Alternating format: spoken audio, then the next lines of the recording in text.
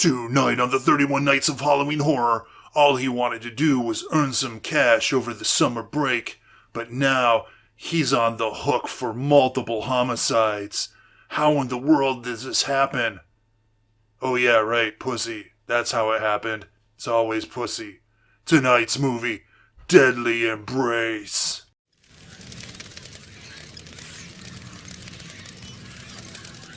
Hello everybody and welcome back to another episode of the 31 Nights of Halloween Horror, the Year of Infamy. Yes, it continues to become more infamous as days go by. If only you would know. Anyways, tonight, coming off of last night's wonderful, sleazy murder weapon, I decided, you know what, this is part of a double pack, a double feature, if you will. And even though the second feature isn't really, I guess you couldn't consider it a horror movie, maybe an erotic psychological thriller, but I'm going to review it anyways because, fuck it, man. I can do what I want, right? It's not like I got sponsors and shit like that, though, Vinegar Syndrome, if you, even know I exist.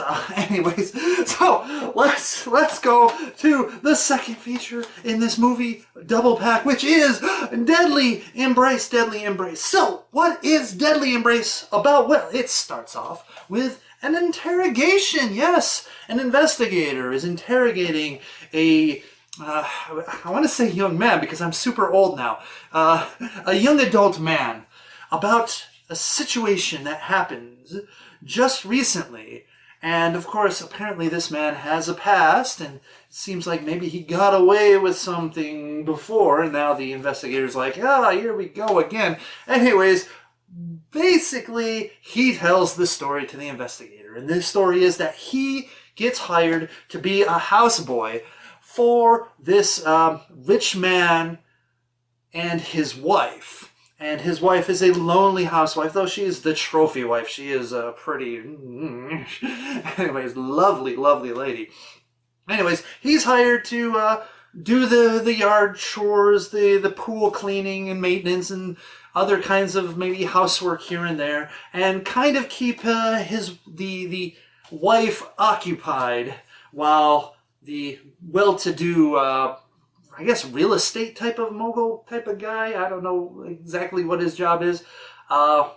He's often away. So basically, yeah, it's just to keep her company and do housework and pick up groceries and stuff like that while he's away. You know, makes him feel safer about her being by herself. Anyways, well, of course, he is a complete jackass because he is having an affair with his lovely secretary. I mean, she is a lovely secretary. And this secretary is like, oh man, come on, when are you going to dump your wife and come with me? And, well, I mean, I'm sure he's already come with her. Anyways, so, of course, he talks to his lawyer, and his lawyer's like, well, do you have a prenup? And he's like, what's a prenup? It's like, well, it's the thing that doesn't fuck you when you want to fuck your wife in a divorce. And so basically she's gonna get half, and then he's like, no, I can't just give up half, so I've got to figure out a way to basically get rid of her. And one of his ideas was, well, I just hired this new guy, and so if I can get him to have sex with her, and then I can like say, ha, the court infidelity.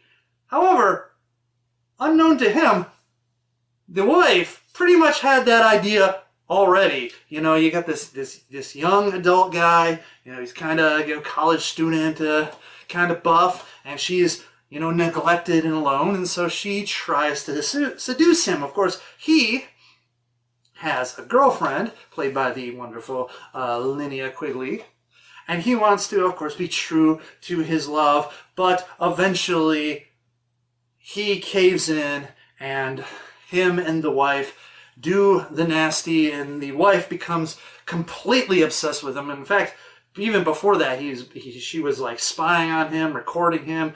Very creepy stuff. Though, honestly, if I had her spying on me, recording me, wanting me, you know what? I think I'd go with her.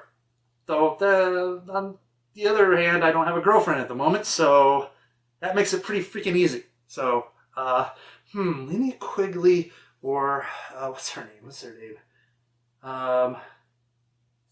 Mindy Miller, maybe? Oh, I forget. Oh, she was like Ty Richardson or something. Yeah, she kind of had a pseudonym in this movie. Anyways, which one? I don't know. Anyways, so the point is, he decides he got real guilty about what's happening, and so he's like, no, I can't do this anymore, and she becomes completely unhinged. All the while, the husband is still trying to figure out how to get rid of the wife, and so we kind of have this little love triangle thingamabob, something, whatever, and it becomes a gigantic mess toward the end, which involves things like, kidnapping and shooting people, things like that. Anyways, let's get to those scores, shall we? Okay, violence and gore. I'm giving it a 0.5 out of 5 because outside of the shooting and a little rough stuff, there's really no real blood or gore in this movie. It's pretty tame in those aspects, so 0.5 out of 5. Anyways, moving on to shock value, 0 out of 5. Look, like I said, it's not really a horror movie, so you don't expect little jump scares or even shocking moments. I mean, honestly, the only shocking part of this movie is all the, well, we'll get into that pretty soon. Anyways, moving on to plot. Plot is 2 out of 5. Look, it's really basic. The plot is really basic. And I know, it's you can't judge movies like this too harshly because I think it was like a 6-day shoot or a 10-day shoot. It's like they made this movie like that, so really hard to get kind of like intricate and dig deep, and especially when I talk about the thing I'm going to talk about pretty soon, you'll realize that they really did this shoestring, like bare bones, like the plot, basically, I think the screenplay and plot was more like an outline than anything. I don't know. Anyways, it's there. It does a job to facilitate what they want to do, but it's been done before. It's basic and nothing spectacular. And honestly, I wanted maybe some more character development. I know, crazy, but kind of did. So 2 out of 5. Moving on to acting, I am going to give this a 3 out of 5 on the strength of John Michael Vincent and I think Jack Carter, who plays the lawyer.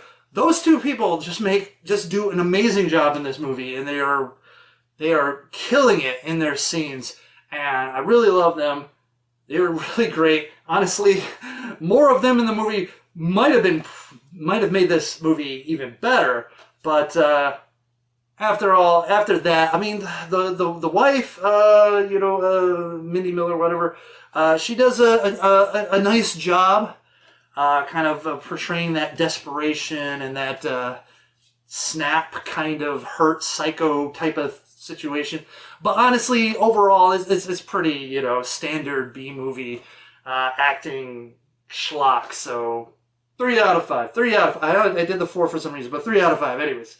So moving on to Nudity, and that is a 5 out of 5. Man, this movie is packed with tits and ass, and that's not just like in the plot type of tit and ass. Yes, there's like a couple sex scenes. One was really elongated and overblown, and honestly, it's like, can this sex scene end by now? I mean, it's just, but really, they had to do this because otherwise the movie would have been like half an hour long, because outside of the overblown sex scenes and the regular plot, the regular movie stuff is like really probably just about a half hour or so.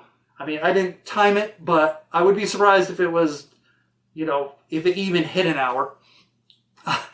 That being said, they filled this movie with these weird dream sequences of Linnea Quigley basically stripping down and being all naked and just, you know, playing with their tits and stuff like that. Which, like, look, I'm not gonna complain about seeing some beautiful tillage in a movie, and then also a dream sequence of a person that they call the spirit of sex, who is a completely third different actress from the wife and the girlfriend. And it's funny, we missed an opportunity for the secretary to get involved in this movie, but I don't know, maybe maybe she wasn't going to be able to do it, and this is why they had to get the spirit of sex, whatever. Anyways, there's just these elongated dream sequences of Linnea Quigley or the spirit of sex just, you know, fondling their breasts and you know, dancing or maneuvering naked, and they're like cut into the movie every so often, and they just basically kill the momentum of the movie. And you're just sitting there and you're like, okay, yeah, this is, you know, she's beautiful, it's great, but let's... Plots?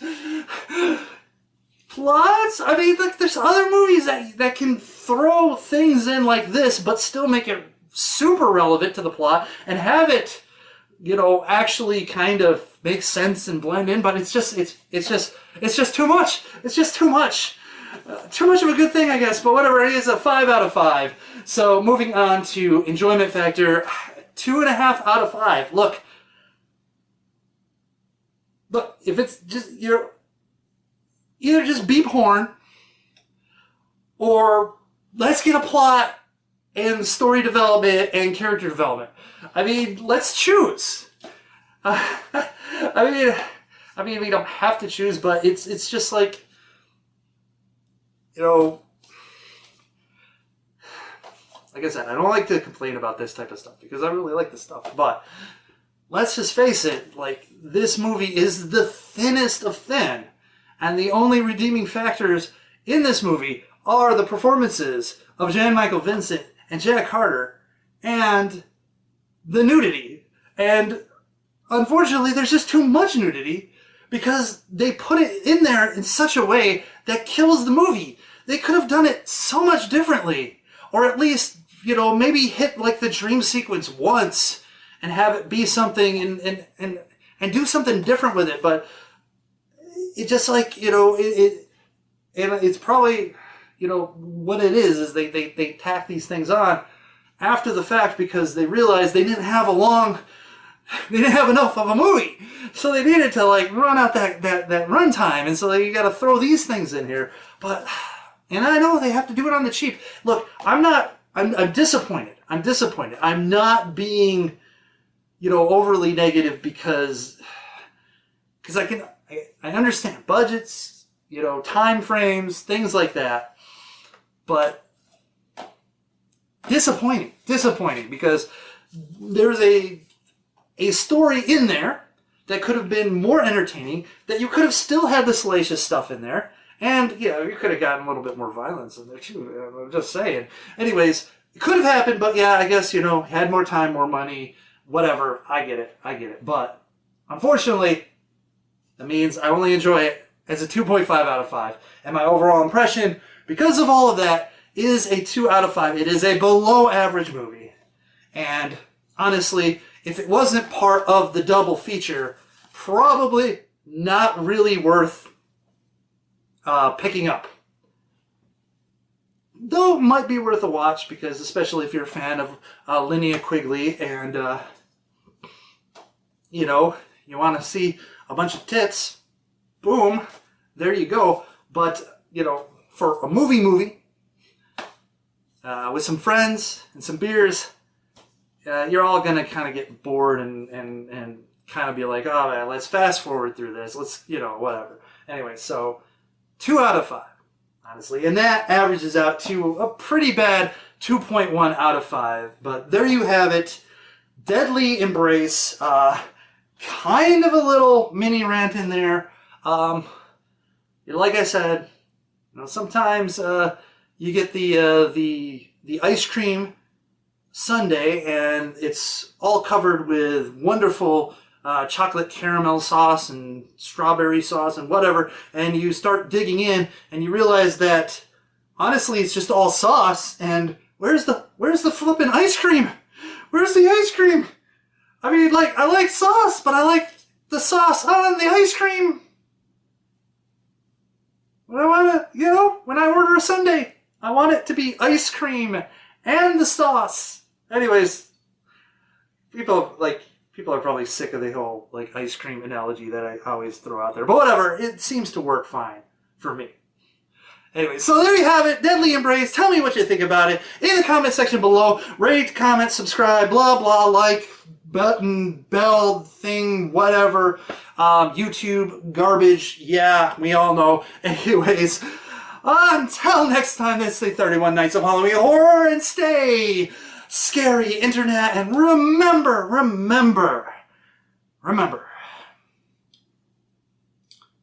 if you're a young adult male and you have to be houseboy for a lonely, pretty wife, and she comes on to you like super hard and you're not into doing that type of thing, that's when you quit and leave. You just quit and leave. You don't stick around. You don't just say, I'm sorry, I can't. No, you gotta get out of this, because you don't know if she's gonna just, do something to you. She's gonna Sharon Stone your ass with an ice pick later on. Yeah.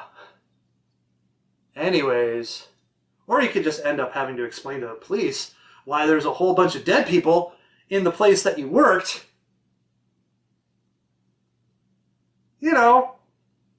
One thing or another. Brah!